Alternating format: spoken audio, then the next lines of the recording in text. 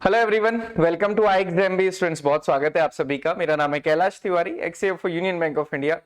सो दोस्तों, जैसा कि आप सभी को पता है, मार्च का मंथ आ चुका है। एक एएफओ की प्रोसेस हम लगभग कंप्लीट कर चुके हैं। बहुत अच्छा लगता है स्टूडेंट से डिस्कस करके, स्पेसिफिकली इंटरव्यू में जब 1-to-1 सेशंस होते हैं। काफी अच्छा एक्सपीरियंस हमेशा रहता है कि सुबह से लेकर रात तक इंटरव्यू करें और स्टूडेंट्स के बारे में जाने समझें और उन्हें बताएं कि इंटरव्यू के लिए एक्चुअली प्रिपेयर कैसे करना है, क्या चीज हमें ध्यान रखनी है। तो वो चीज जो हमें इंटरव्यू के टाइम पे समझनी है, अगर हम प्रिपरेशन के टाइम पे ही समझेंगे तो हमारी प्रिपरेशन बहुत अच्छी होती है। अच्छी होती है कहने का मतलब क्या है, आप बेसिकली ये समझिए कि सबसे पहले आप खुद से पूछिए, चाहे अभी भी आप ग्रेजुएशन के first year, second year, third year, final year या फिर एएफओ की प्रिपरेशन करते हुए 1 या 2 साल हो गया है, आप सबसे पहले खुद से पूछिए कि आप एएफओ बनना क्यों चाहते हैं, एग्रीकल्चर फील्ड ऑफिसर ही क्यों। आपने हर टाइप की बातें सुनी होंगी। जो ऑलरेडी एएफओ में है वो कहेंगे जॉब ऐसी है, बहुत सारे बच्चे इसके लिए प्रिपरेशन कर रहे हैं, हम आपको भी बताते हैं, सैलरी आपको एक अलग मोटिवेशन देती है, गवर्नमेंट सिक्योरिटी, बहुत सारी चीजें होती हैं। बट आप खुद से पूछिए कि मेरा रीजन क्या है बनने का। तो अगर आप ये रीजन समझ पाएंगे तो डेफिनेटली आप बहुत अच्छे से प्रिपेयर भी कर पाएंगे। तो बेसिकली होता क्या है, जैसे इंटरव्यू के टाइम पे हम बताते हैं स्टूडेंट्स को कि अगर आपसे ये क्वेश्चन पूछा जाए, why you want to become an AFO, तो आप इसको किस टाइप से एक्सप्रेस करें। मोर और लेस टारगेट यही है, आपका भी, आपकी बात भी यही होती है, बट उसको हम प्रॉपरली कैसे कन्वे करें। जैसे क्या होता है कि जब हमने पूछा कि किसी से कि why you want to become an AFO, तो स्टूडेंट्स कहते हैं कि सर गवर्नमेंट जॉब है, सिक्योर जॉब है, रिक्रूटमेंट हर साल आती है और सिक्योर जॉब है, फाइनेंशियल स्टेबिलिटी रहेगी, करियर में ग्रोथ रहेगी, और एग्रीकल्चर की जॉब है, एग्रीकल्चर ग्रेजुएट्स ही दे सकते हैं। तो क्या होता है अगर हम इसको सिस्टमैटिक तरीके से सोचें, सिस्टमैटिक तरीके से कैसे सोचें, आपने ग्रेजुएशन एग्रीकल्चर में किया, अब चाहे बाई चॉइस किया चाहे बाई चांस किया, आपने ग्रेजुएशन तो कर लिया। उसके बाद डेफिनेटली क्या होता है, हम ये सोचते हैं कि अब हमें करियर अपना एग्रीकल्चर में बनाना है, एग्रीकल्चर में ही बनाना है, फार्मर्स के लिए कुछ करना है, रूरल एरिया के लिए कुछ करना है, ये सारी चीजें हो सकती हैं। अगर नहीं होंगी तो डेफिनेटली आप फिर डिफरेंट टाइप के एग्जामिनेशन या डिफरेंट टाइप के अप्रोच में रहेंगे। आप यहाँ पे ज्वाइन करते हैं क्योंकि आपको एग्रीकल्चर से रिलेटेड ही अपना करियर बनाना है, और एएफओ एक ऐसी जॉब है जो आपको वो अपॉर्चुनिटी प्रोवाइड कर रही है जहां पे आप एग्रीकल्चर वाली नॉलेज भी यूज कर पाएंगे और साथ ही साथ फार्मर के लिए वर्क भी कर पाएंगे। और उसके साथ जो सबसे बड़ी चीज है कि आपको जो फाइनेंशियल सिक्योरिटी है, मतलब जो सैलरी है वो बैंक से मिलती रहेगी, करियर में ग्रोथ होगी। बहुत सारे सीएमडीज हैं जो जिन्होंने एएफओ ज्वाइन किया था, इससे पहले जो यूनियन बैंक के सीएमडी थे राजकिरण राय जी, उन्होंने अपना career as an AFO start किया था ओबीसी में। इससे पहले जो पीएनबी के सीएमडी थे उन्होंने अपना करियर स्टार्ट किया। काफी सारे सीएमडी प्रेजेंट में भी हैं जिन्होंने एएफओ स्टार्ट किया है। तो बेसिकली ये मोटिवेशन के लिए बहुत अच्छा होता है। बट जैसा मैं आपसे हमेशा कहता हूं, वो चीज अभी भी ध्यान रखिए कि जब भी आपको पूरे साल के लिए, देखिए अब ये एग्जामिनेशन अगले साल आएगा, तो जब आपको डिसाइड करना है कि मेरे को किस एग्जामिनेशन के लिए प्रिपेयर करना है, तो उसको 1000 बार सोचो, और जब एक बार सोच लिया, समझ लिया, फिर बस उसके लिए 100% प्रिपेयर करो। फिर कोई इफ एंड बट नहीं होना चाहिए, ये चीज आपको समझना है। सो आज हम ये डिस्कस करेंगे कि व्हेन टू स्टार्ट, और इसकी ये हम क्यों डिस्कस करें मैं भी आपको ये भी बताऊंगा। तो सबसे पहले तो ये है कि जब किसी भी चीज को हम करते हैं, मैंने पूरे एएफओ के टाइम पे ये बोला कि आप खुद को बार बार रिमाइंड कराइए कि आई कैन डू दिस। इससे क्या होता है, भले ही आपने आज नहीं पढ़ा, आपने ये सोचा कि एग्जामिनेशन अगले साल है, दिसंबर में है, जनवरी में है, बट आप खुद को ये थोड़ा सा तो रिमाइंड करा पाएंगे कि मेरा टारगेट ये है और उसके लिए मैं कितना जिम्मेदारी से प्रिपरेशन कर रहा हूं। ओके, देन समझिए कि अपॉर्चुनिटी आपके पास है क्या ग्रेजुएशन के बाद।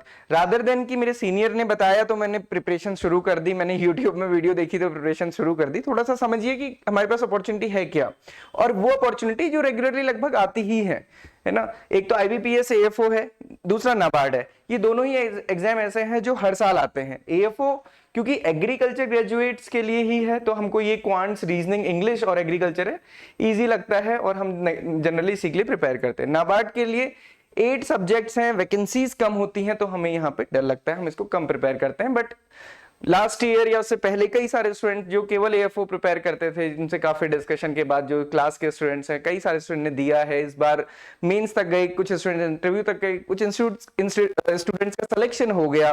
तो ये सारी चीजें हैं कि हमको डायरेक्शन भी देखना है साथ साथ कि हम और कहां कहां प्रिपेयर कर सकते हैं। इसके अलावा जो Kribhco, IFFCO, NFL, AIC, PSUs हैं, ये रेगुलर पोस्ट नहीं होती, बट कोई ना कोई हर साल लगभग आ ही जाती है। जैसे आपने देखा लास्ट ईयर इफ्को था, अभी क्रिप्को है, अभी इसके बाद आगे एनएफएल वगैरह आ सकते हैं।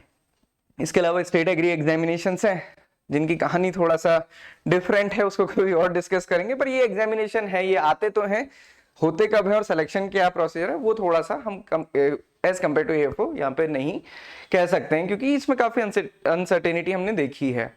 अब जैसा मैंने आपसे कहा कि सबसे पहले तो आपको एग्जाम सेलेक्ट करना है। अब ये पूरे साल के लिए समझिए ना, आप अभी मार्च के मंथ में हैं, आपके पास ऑप्शन नाबार्ड भी है, आपके पास ऑप्शन एएफओ भी है। मैं हमेशा कहता हूं कि अगर आपको बहुत सारे एग्जामिनेशन को टारगेट करना है तो आप नाबार्ड को पढ़ो, और ऐसा नहीं है कि नाबार्ड को हम इसलिए टारगेट कर रहे हैं क्योंकि बाकी एग्जाम्स को प्रिपेयर करना है। आप नाबार्ड को टारगेट करो, आपके बाकी एग्जामिनेशंस डेफिनेटली होंगे। यहाँ पे 8 सब्जेक्ट आप प्रिपेयर कर रहे हो, यहाँ पे 4 सब्जेक्ट्स प्रिपेयर कर रहे हो, ये प्रिपेयर कर रहे हो तो क्वांट्स, रीजनिंग, इंग्लिश, एग्रीकल्चर तो हो ही रहा है ना। तो ये चीज, और फिर उसके बाद कब स्टार्ट करें ये समझिए। पर्पस क्या होता है बेसिकली, सो दैट कि आपके पास एक क्लियर विजन हो। विजन मतलब आप किस एग्जामिनेशन के लिए प्रिपरेशन कर रहे हैं, फिर और एक क्लियर प्लान हो। विजन और प्लान में आपको मैं डिफरेंस थोड़ा सा बता दूं कि कई बार क्या होता है, हमको लगता है कि नहीं मैं पीसीएस टाइप पेपर देता हूं, फिर हमको लगता है नहीं बैंकिंग टाइप देते हैं, और ये कैसे हमारा शिफ्ट होता है माइंड, जैसे जैसे नोटिफिकेशन आता है। अब नोटिफिकेशन आते ही हमारा अलग ट्रिगर दब जाता है और हम अलग साइड चले जाते हैं। इससे दिक्कत क्या होती है, क्योंकि बैंकिंग डिफरेंट टाइप की प्रिपरेशन है और जो पीसीएस है वो डिफरेंट टाइप की प्रिपरेशन है। अब अगर आप दोनों में स्विच करते रहेंगे ना तो फिर बहुत मुश्किल है। कम से कम ऐसे एग्जामिनेशंस को एक साथ लेके चलें जो एक ही टाइप के हैं। अगर आपको पीसीएस टाइप लेके जाने हैं तो फिर आप एमएससी या फिर उससे रिलेटेड जो भी प्रिपरेशन है या फिर स्टेट एग्जामिनेशन है उनको टारगेट कीजिए, क्योंकि फिर बैंकिंग के साथ उसको लेके चलना बहुत डिफिकल्ट होता है। और हम ऐसे स्विच करें कि जब एग्जाम से 1 महीने पहले होगा तो फिर बहुत मुश्किल होती है, वो थोड़ा सा मुश्किल है। तो कैसे स्टार्ट करना है, किसी भी एग्जामिनेशन को प्रीवियस ईयर पेपर सबसे पहले देने हैं। प्रीवियस ईयर पेपर दीजिए, समझिए पेपर का लेवल क्या था, आपको कितना आता है और कैसे आपको प्रिपेयर करना है। सिलेबस देखिए, उसके बाद प्रिपरेशन स्टार्ट कीजिए और अपने नोट्स बनाइए, उसके साथ साथ उनको रिवाइज कीजिए। कैसे एनालिसिस करनी होती है, खुद से करनी होती है। मतलब ये तो मैंने आपके लिए की है, आप खुद पेपर दीजिए, खुद से लिखिए। मैंने यहाँ पे लिखा कि सैंडी सॉइल, अब इससे क्या पता चलेगा कि क्वेश्चन कैसा आया था, इजी था कि डिफिकल्ट था, ऐसे नहीं पता चलेगा। ये तो जस्ट ये दिखाने के लिए कि किस टॉपिक से कितने क्वेश्चंस आए थे। तो यहाँ पे आपको क्या करना है, प्रीवियस ईयर पर देखिए, खुद से एनालाइज कीजिए, उसके आगे लिखिए डिफिकल्ट था कि इजी था। ये चीजें जब आप कर पाएंगे तो आप समझ पाएंगे कि आपकी प्रिपरेशन कैसी होनी चाहिए, किस किस टॉपिक से आपको पढ़ना है। ऐसा नहीं है कि बस एग्रोनॉमी और सॉइल साइंस ही पढ़े जा रहे हैं, क्योंकि बहुत सारे चैनल्स में ये सारी चीजें मिल जाती हैं तो वही पढ़ रहे हैं। आप देखेंगे इनसे सबसे ज्यादा क्वेश्चंस पूछे जाते हैं। तो ये थोड़ा सा डायनामिक अप्रोच रखते हुए चलना है। और जैसा मैं हमेशा कहता हूं, की टू सक्सेस क्या है, अपने नोट्स बनाइए और स्टार्टिंग से ना समरी शीट, समरी बुक्स नहीं पढ़नी है। ऐसी बुक्स नहीं पढ़नी जिसमें कि एक ही बुक में सारे सब्जेक्ट्स कवर कर दिए हैं, वो भी कुछ ही पन्नों में। अभी वो उनको स्टार्टिंग से आप पढ़ेंगे तो फिर आगे ना तो अंडरस्टैंडिंग होगी, आपको पता है इस बार एएफओ का पेपर कितना डिफिकल्ट था, तो वो तभी पॉसिबल हो पाएगा जब आपकी बहुत अच्छी कंसेप्चुअल क्लैरिटी होती है। तो यहीं पे मैंने आपको स्टार्टिंग में कहा था कि मैं ये सारी बातें क्यों कर रहा हूं, मैं आपको ये बताऊंगा। ये सारी बातें इसलिए भी हैं कि हमारा जो नया बैच है, हमने पहले कहा था 20 फरवरी से लॉन्च करेंगे, अभी हमने इसको शिफ्ट किया था इंटरव्यूज की वजह से, क्योंकि सुबह से लेकर रात तक हम इंटरव्यूज में ही लगे हुए थे काफी सारे स्टूडेंट्स को गाइड करने में। तो अभी हम 13 मार्च को ये बैच स्टार्ट करेंगे होली के बाद। तो अच्छे से जिसको भी प्रिपेयर करना है ना, आप बहुत एक लंबे टाइम से प्रिपरेशन स्टार्ट कीजिए। चाहे कोर्स ज्वाइन करें, कोई दूसरा कोर्स ज्वाइन करें, वो आपकी इच्छा है, बट प्रिपरेशन तो आपको करनी ही पड़ेगी। और वो भी एक तरीके से, तरीके कहने का मतलब होता है कि जो एग्जामिनेशंस के पैटर्न है उसके बेसिस पे। ऐसा नहीं है कि कोई रैंडमली एक वीडियो देख लिया, कोई रैंडमली एक बुक उठा ली, रैंडमली कुछ टॉपिक चूज कर लिए। एक सिस्टम लेके चलते हैं तो आपको पता भी चलता है कि कितना कंप्लीट हो रहा है, कितना बचा है। हमारा कोर्स आप क्यों ज्वाइन करें, क्योंकि हमारे कोर्स में एक तो रेगुलर लाइव क्लासेस होती हैं, और मैं आपको एक चीज बता दूं कि जो हमारा आईएक्सएमबी या एग्रीबी में है, हमारे जो कोर्सेज हैं ये ऑनलाइन कोर्सेज ही हैं। हमारे यहाँ ऐसा नहीं है कि ऑफलाइन क्लासेस होगी और उसकी ब्रॉडकास्टिंग होती है, ऐसा नहीं है। बेसिकली हमारे जो कोर्स है इसमें लाइव क्लासेस रेगुलरली रहती है। उसके अलावा आप जब एनरोल करेंगे तभी आपको सारे टॉपिक्स की शॉर्ट वीडियो, शॉर्ट नोट्स और चैप्टर टेस्ट उसमें मिलते हैं। आप वहां से कवर करना शुरू कीजिए। डिटेल डिस्कशन हम लाइव क्लास में करते हैं। मैं आपको बताऊं, मेरी कई लाइव क्लासेस में केवल 1 या 2 टॉपिक पे ही पूरा डिस्कशन, एक क्लास में केवल इस बात पे डिस्कशन हुआ कि जीन और एलील क्या है ना, कैसे डिफरेंस समझेंगे, माइटोसिस मियोसिस में क्या डिफरेंस है, मेंडेलियन जेनेटिक्स। अभी स्टार्टिंग में लगता है कि नहीं सर अभी जेनेटिक्स क्यों पढ़ा रहे हैं, बट आपको पता है कि जब बेसिक सा क्वेश्चन आता है वो भी गलत होता है तो फिर कैसा लगता है। Pathology same, entomology. तो ऐसा नहीं है कि केवल हम आपको इजी इजी चीजें पढ़ाएं, वही जो आपने बार बार पढ़ी हैं आपको भी पढ़ के लगे कि हाँ मुझे आ गया है, उससे कोई फायदा नहीं होता है। देखो रियलिटी तो हमारे सामने हमेशा रहनी चाहिए, हम अच्छा फील करेंगे और रियलिटी दूसरी होगी तो उसका कोई फायदा नहीं है ना। तो पढ़ाई करते समय तो आपको पता है कि डिफिकल्ट तो है और डिफिकल्टी आपको बार बार दिखनी चाहिए, तो वो सारी चीजें यहाँ पे रहती है। मॉक टेस्ट रहते हैं और हमारा जो एग्रीकल्चर एएफओ का कोर्स है उसी में हमने बाकी जितने भी कोर्सेज होते हैं हम इनको ऐड कर देते हैं। आप उनकी मॉक टेस्ट कंटेंट देख सकते हैं, कोई अलग से कोर्स नहीं है, और एएफओ के कोर्स से ही आपकी बहुत सारी प्रिपरेशन हो जाएंगी। आईएक्सएमबी में जो फैकल्टी है, पहले तो आप देखेंगे जितनी भी फैकल्टी हैं, चाहे बाकी सब्जेक्ट्स की भी हो या एग्रीकल्चर की भी हैं, हमने खुद ने बहुत सारे एग्जामिनेशंस दिए हैं, क्लियर किए हैं और उसके बाद यहाँ पे पढ़ाना स्टार्ट किया। तो आप देखेंगे संजय सर हैं, वो ऑलरेडी असिस्टेंट प्रोफेसर हैं एक यूनिवर्सिटी में, कैलाश तिवारी तो मेरी प्रोफाइल है, हिमानी मैम है, इनका पोस्ट ग्रेजुएशन सॉइल साइंस में है, सोनल मैम का पोस्ट ग्रेजुएशन एग्रोनॉमी में है। तो ऐसा वो फैकल्टीज हैं जो ऑलरेडी एक्सपीरियंस्ड है या फिर जिनका इंटरेस्ट, या फिर हम कह सकते हैं जिन्होंने बहुत सारे एग्जामिनेशंस दिए हैं और वो आपको गाइड करने के लिए तैयार हैं। ओके, सो ये चीजें आपको ध्यान रखनी है।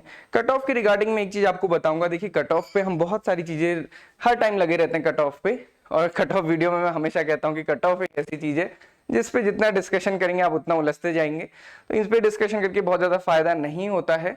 बट कट ऑफ का एक यूज आप कर सकते हैं, प्रीवियस ईयर पेपर दीजिए, कट ऑफ से मैच कीजिए, फिर देखिए कि आप कर पाए थे कि नहीं कर पाए।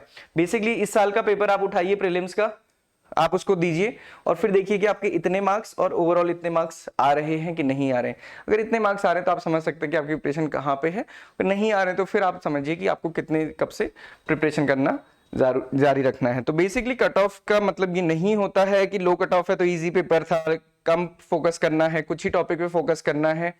प्रीलिम्स में बहुत आपको हार्ड वर्क करना पड़ेगा, क्योंकि मैंने बहुत सारे स्टूडेंट्स को देखा है बहुत पूरे टाइम कनेक्ट रहते हैं, बट अगर आप पढ़ेंगे नहीं तो सिलेक्शन नहीं होगा, क्योंकि अल्टीमेटली समझिए कंपटीशन है ना। आपको पता है कि जब कंपटीशन है तो सिलेक्शन का रेशियो भी एक फिक्स्ड है या फिर बहुत ज्यादा है, तो वहां पे आपको बहुत अच्छे से प्रिपरेशन करनी ही पड़ेगी।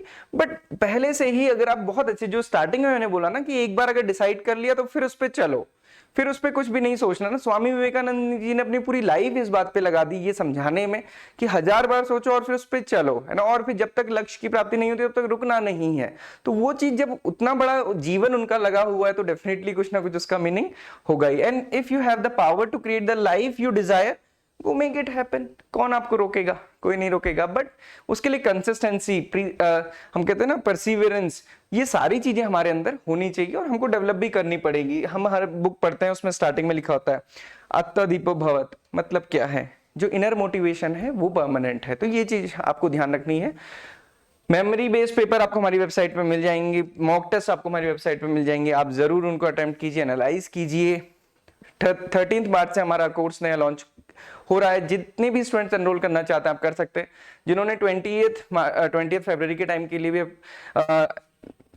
एनरोल किया था, अभी हम 13 मार्च से अपनी रेगुलर क्लासेस स्टार्ट करेंगे। धीरे धीरे चलेंगे, ऐसा नहीं है कि पहले दिन ही जोश में सारी चीजें पढ़ दी फिर बस 4 दिन बाद ठंडा। धीरे धीरे चलेंगे, चीजों को बहुत आराम से समझते हुए, डिस्कस करते हुए, प्रीवियस ईयर पेपर डिस्कस करते हुए, सो दैट कि आपका एक कंटिन्यूटी बने रहे और इंटरेस्ट भी बना रहे। और इंटरेस्ट बनाना तो आपको भी है ना, वो केवल टीचर की रिस्पॉन्सिबिलिटी नहीं है। So this is all for today. I hope कि आपने ये सेशन से कुछ ना कुछ आपको टेक अवे जरूर मिले होंगे। नाबार्ड या चाहे एएफओ, वो आपकी चॉइस है, किसको चूज करते हैं वो आप समझिए। नाबार्ड के लिए भी हमने कई सारी वीडियोस बनाई हैं, वो भी आप देख सकते हैं। किसी भी डाउट क्वेरी क्वेश्चंस के लिए आप कमेंट बॉक्स पे लिख सकते हैं, टेलीग्राम में कनेक्ट कर सकते हैं, टेलीग्राम में हमारे ग्रुप है उसमें ज्वाइन कर सकते हैं, कोर्स ज्वाइन कर सकते हैं। So this is all for today. Thank you everyone for watching this video and have a great day ahead.